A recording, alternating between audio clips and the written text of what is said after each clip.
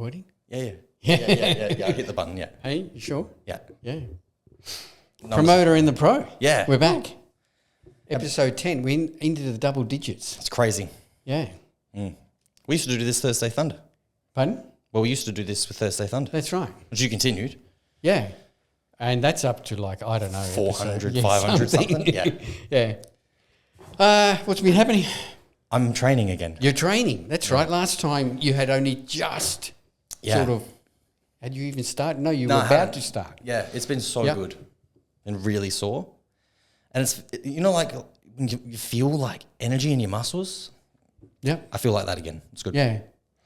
It is good. I'm still weak, but it'll come back. It'll come back. Did you do the documentation like you were going to? I've kept a record, but I'm hiding my shame until it looks better. Yeah. So you'll do the before and the after. Yeah. So what's this, a couple of weeks back now? Yeah. This is the second week, almost the end of the second week training again. Yep. Yeah, it was pretty bad. Awesome. Yeah.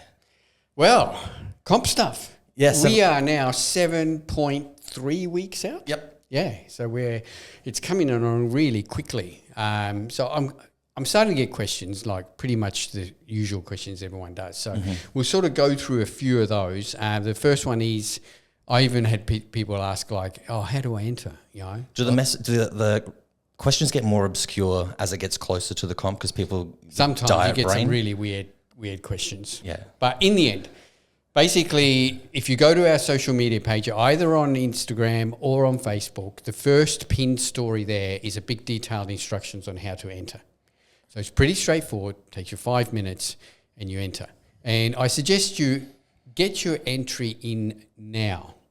And a lot of people would say, oh, yeah, like I don't know what divisions I'm doing. Well, it doesn't matter. Just pick a division. If you're doing bodybuilding, just pick a weight division or whatever and say, okay, this is... and enter, because it doesn't cost you nothing to enter.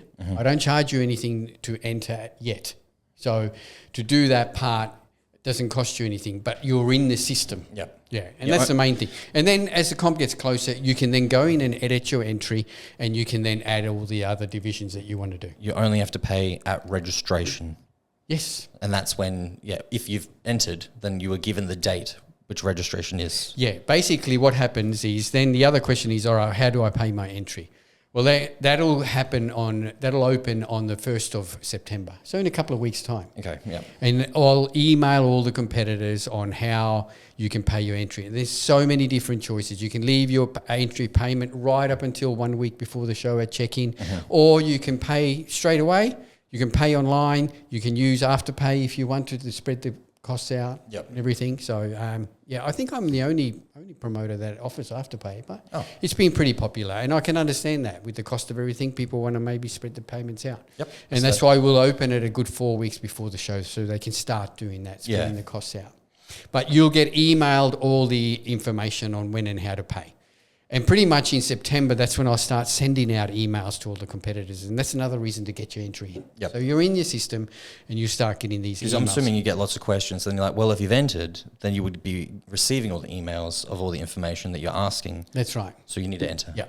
The other thing is, if you haven't, I've already sent out one email this week. If you haven't received it and you've entered, well, then just go check your junk folder. Yeah. Because it's more than likely in there. Mine, I remember from last year, mine all went to my junk file. Yeah, the servers now are so sensitive because of all the junk emails that are going around that they'll tend to flag emails and put them up. But once you open it and add it to your safe list, or generally if you open an email from your junk folder, I think then the program will recognise it always that, they've opened this email, etc. I have no idea. Yeah. I'm computer illiterate. The other thing I get asked a lot is about tickets. When do tickets go on sale? That will happen again on September the 1st. Cool. Yep. How much are they? Tickets are $45 still the same price as they've been for a couple of years. So, and just be aware that if you order your tickets online, there is no physical ticket that will be allocated to you. You'll get a wristband on the day. I got a question. That worked out really well at the last show. Okay. Like it worked out really good. How about like if you're attending both the morning show and the afternoon show? That wristband will get you in all day. So one ticket covers both? One ticket covers you all day. So we don't have a separate ticket price for morning and afternoon shows. That's good. Yeah, wicked. I don't think you need to do that. And it's not like I don't really, in all honesty, I think it's only a handful of people come up for both shows. Yeah. But if you come in the morning and you get a wristband, you keep that wristband on, that's going to get you, in the you're afternoon. robbing the industry if you're charging for 2 tickets. It's really one show. I think that's crap. Well, it is. Yeah, that's right. $100 just to watch a bodybuilding comp's a bit steep. Yeah, but people do that. Yeah. So pretty much that's it in terms of just the things and pointers you should be remembering coming up. But don't worry, you'll start getting lots of emails about all that. If you put your entry in. If you put your entry in. And that's what I just implore all competitors. You know you're competing. Yeah. Just put your entry in. Not only that, you're going to spread that cost out because you're going to... You know, when you enter the federation, you're going to have to pay the federation fee, and that's every contest, every bodybuilding. It's even in soccer, you have to pay a federation fee. Yeah, school. But fees. if you do that now, you're going to spread that payment out. Yeah. So that not everything's in one hit. Yeah. You know. Yeah, totally. And as we've spoken about, bodybuilding and competing is expensive. Coaching fees, everything. You know. So if you can spread those things out, you don't do it. You don't win money back unless you're a pro, and you can win money back. You can win some money back. Yeah. That's right. The other thing I've been asked about is with Classic Physique, are we going to be doing the posing round? And we are. Yep, 30 seconds. 1 minute. 1 minute. Oh, was it 30 seconds? I think it was around 30 seconds. But look, it's if you make sure you get your main poses in 30 seconds, there might be another 10 seconds or so. You know? Is the music provided, or you bring your own? Music is provided, okay. So I will provide that music for you. And are the posing trunks provided? Posing trunks are provided for classic and men's fitness. Awesome. Yeah. The other thing is with the posing round, will it be individual or group? Well, that depends on how many competitors we get. At the last year when we did it individually, it put the show 50 minutes behind schedule straight away. Oh, okay. Yeah, so what we might do, if there is a lot of entries, we might bring you out in groups of like three guys at a time. Like small pose downs? Yeah. Yep. So I guess this is a dynamic scenario at the moment, like depending on what happens. It depends on the amount of competitors. You know, at the Adelaide Classic earlier this year, because we only had a small amount of competitors, everyone was able to come out and do their posing routine. And we didn't go for behind schedule because I was able to allow for it. Last year we had like 24 men's classic and that was split into 2 divisions and the posing round really, by the time someone comes on, the introductions and everything, it's not 30 seconds, it's a minute. Yeah. So it went, you can imagine that, times that by 24 competitors, so you reckon 24 minutes. If there's only like 15 people, you'll do 30-second lots? And it again depends on all the other classes during the day. Yeah, like we have to finish the show at 1:30 so that the 2 o'clock start comes. So the judges can have a quick break, cup of coffee, go to the toilet, etc. So it just depends on the running order for the whole morning on whether we'll be able to do that. Okay. All right. But again, that will be then conveyed to all the competitors at check-in. When you come in for your check-in, I'll be able to say, all right, we'll be doing groups of 3. Yeah, okay. So just be remembered that. I've had a few people for posing classes so far, and they've asked me about, what kind of routine they should do. Yep. And I've told most of them to just kind of wing it because it's only 30 seconds. So there's no point having this, elaborate routine in your head. Come out, do your mandatories.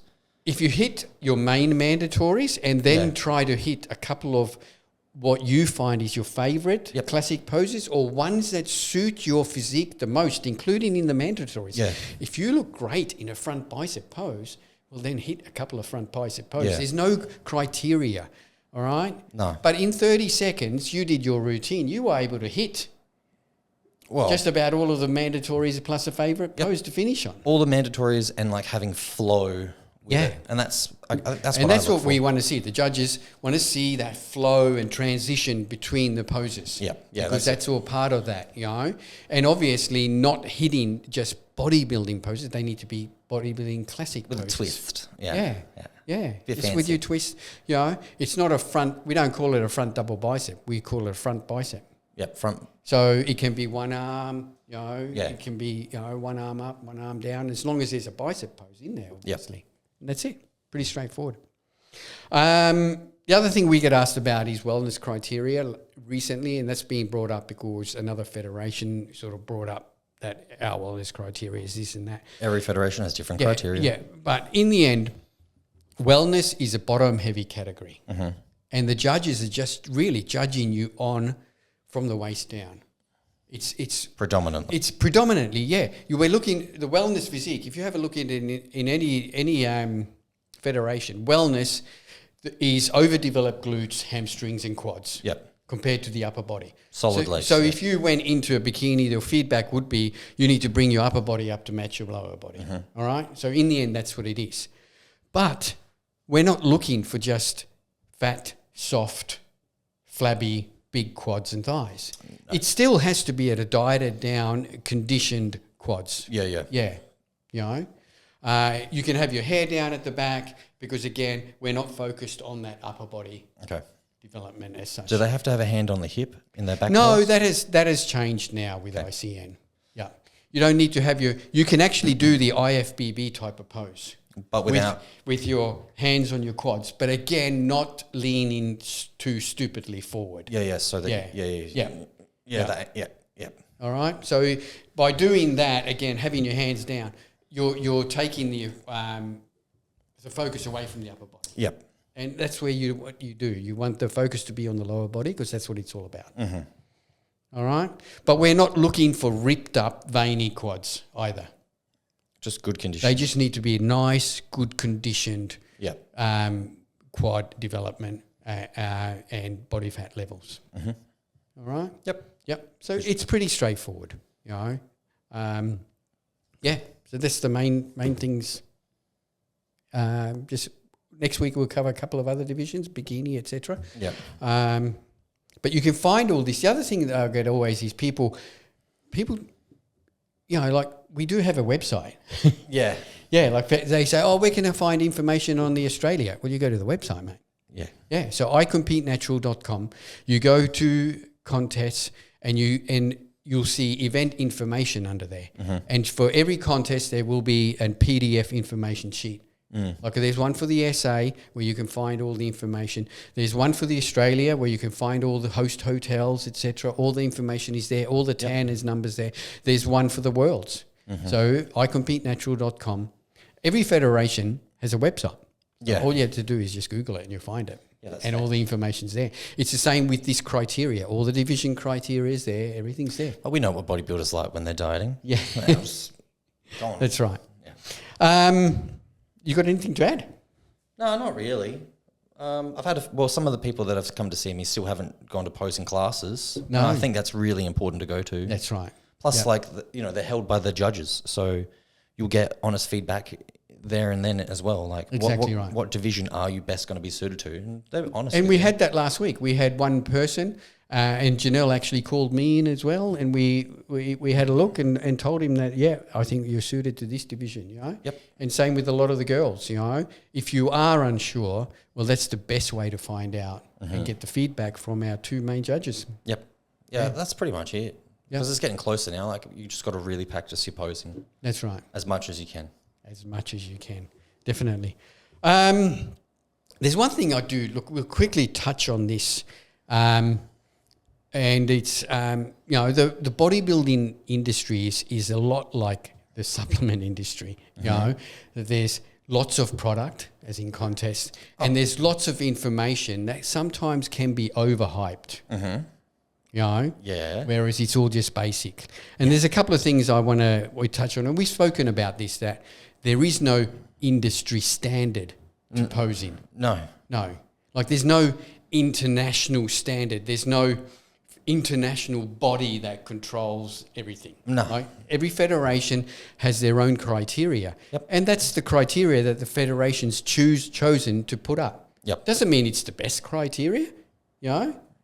It's just different. Yep. Yeah. And in the end, I think having different criteria is good because it separates the shows. Because really, if you think about it, bodybuilding shows, there's only one way to do them, you know. There's only really one way to judge things, you know. The only thing that you can make changes is that, all right, we're just going to do half turns instead of quarter turns. Yep. You know. Take out these poses, do these ones instead. That's right, exactly right. And every federation has got their own standards and their criteria to that, and I think that's a good thing. It makes the shows a little bit different. Doesn't mean that one show's better than the other. No. And there is no international standard to posing. Yeah, fair. Well, yeah. Yeah. Unless you align yourself with some federation and copy their posing. Well, that's, yeah. Yeah. Well, I personally want to compete where I can get the most competition. That's right. Because then it's the better measure of where I am at within this industry. Yeah. The other thing we get a lot is that, I've been told that my physique is more suited to this federation. The shit. Well, again, there's no such thing really. Every physique is suited to every federation. Yeah. And generally those sort of things come from, I competed in ICN against, 15 girls and came 5th. Then I went into this other federation against 3 girls and I won. Doesn't mean that... That doesn't mean that federation suits you better. No. It just means that it was against 3 people who were different and different group of judges, etc. Yeah. I see that always after a contest, and I find it amusing in a way. Take into context what happened all on the day. Mm-hmm. And everyone's physique is suited to everyone's every federation, basically. Mm-hmm. The only difference is, those differences might come about when you're competing at pro level or something. Obviously there can be differences, but when you're just starting out, try different federations. I think if you are starting out and how hard you've worked to get to this particular level of body fat, whatever you're doing, then you want to just get as much experience as you can. Exactly right. Yeah. And then from there, you want to make progress. Yeah. And then you can see where it's hard because where did I suit better? But that's a hard one because it depends on how many people are in different divisions that you're in. Yeah. And in the end, what your physique suits to is the division. You have to make sure your physique suits that division. Yeah. And that's where knowing what the criteria is, Yeah. I think a lot of it too, it doesn't sound great. It's everyone wants to win, right? So if you do a smaller show that doesn't have as many competitors and then you win in it, you're going to boast yourself on social media and be like, I'm the best at this. But, was there a competition? Yeah. But again, at the same time, you can only compete against who turns up. Yeah, that's fair. And that happens sometimes even with us in ICN. We'll have small divisions, they might have 2 or 3 people in it, and in the end, that's not your fault on the day that there was only 2 or 3 people in it. It's not ICN's fault that there's only 2 or 3 people in it. It's just what happens on the day. But the next time you go into that division, there could be 13. Yeah. Yeah. Yeah. Well, ICN does have a good track record of lots of competitors. Yeah.